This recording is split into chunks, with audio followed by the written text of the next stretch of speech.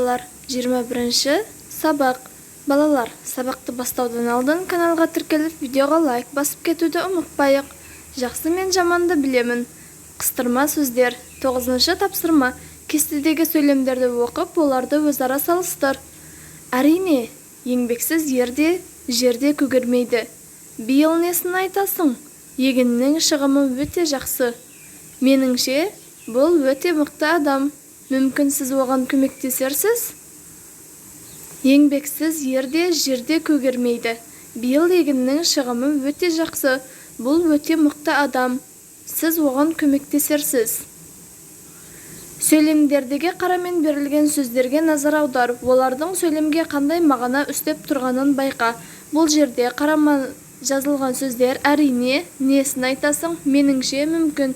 Бұл қарамен жазылған сөздер қыстырма сөздерге жатады. Және бұл сөйлемдерге ерекше мағына беріп, сөйлемді көркейтіп тұрған сөздердің біреуі. 10-шы тапсырма. Мәтінді тыңда. Айтыс. Сиыр, ат, ит, қожамыз қайсымызды жақсы көреді деп айтысады. Әрине, мені жақсы көреді деді ат. Мен оның отының шөбін тасимын. Қожаның өзі мініп керек жерлеріне барады. Сөз жоқ, қожа мені жақсы көреді деді сиыр. Мен оның бала шағасын сүтімен асыраймын. Жоқ, мені жақсы көреді деп ырылдады ит. Мен оның барлық мүлік және сендерді де күзетемін. Бұлардың сөзін естіген қожасы, басқа таласпаңдар, сендердің бәріңде маған керексіңдер деді. Айтысқа қандай жануарлар қатысты? Айтысқа сиыр, ит, ат қатысты. Жануарлар не туралы айтысты?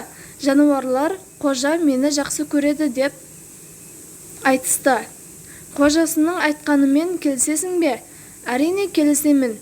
Өйткені барлығы қожа үшін керек жануарлар. Барлығы да пайдасын әкеліп тұрған жануарлар. Мәтіндегі қарамен берілген сөздерге назар аудар. Бұл мәтінде қарамен берілген сөздер, қыстырма сөздер, сөз жоқ, әрине деген сөздер қыстырма сөздерге жатады. Сөйлемдегі ойға сөйлеушінің әр алуан көз қарасын, сену, мақұлдау, күмәндану тағы басқа білдіретін сөздерді қыстырма сөздер деп атайды. Мүмкін, рас, оның ойынша, сірә, шынында. 11-ші тапсырма. Сөйлемдерді қатесіз көшіріп жаз. Әрине, мені жақсы көреді деді ат. Сөз жоқ, қожа, мені жақсы көреді деді сиыр. Осының бәрін ол әрине жалғыз өзі істей алмайды. Қыстырма сөздерді тауып, олардың тыныс белгісіне назар аудар. Қыстырма сөздердің тыныс белгісі қалай қойылатынын өзің тұжырымда. Бұл жерде қыстырма сөздер әрине, сөз жоқ. Екінші сөйлемде әрине. Тыныс белгілеріне қыстырма сөздерден кейін үтір тыныс белгісі қойылады. Осымен балалар, бүгінгі сабағымыз аяқталды.